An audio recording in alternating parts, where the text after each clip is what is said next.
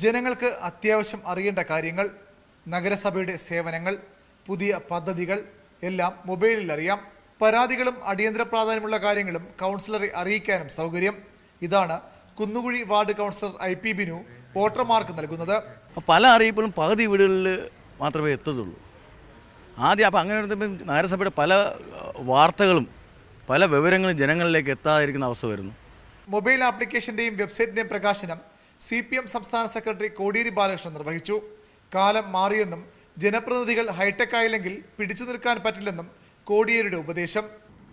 Corporation എടുക്കുന്ന തീരുമാനം അതാ ദിവസം തന്നെ ഓരോ വീട്ടിലും എത്തിക്കാൻ കൗൺസിലർക്ക് കഴിയും. ഇതുവഴി എന്താണ് നഗരസഭ എടുക്കുന്ന തീരുമാനം അതറിയണമെങ്കിൽ ഇന്നുള്ള കാലതാമസം ഒഴിവാക്കാൻ ഈ പുതിയ സംവിധാനം വഴി നമുക്ക് സാധിക്കും. സംഗീത സംവിധായകൻ ജാസി ഗിഫ്റ്റ്, പിന്നണി ഗായിക രാജലക്ഷ്മി, സംഗീതജ്ഞൻ ബാലഭാസ്കർ, മേയർ VK പ്രശാന്ത് തുടങ്ങി നിരവധി പ്രമുഖർ പങ്കെടുത്തു.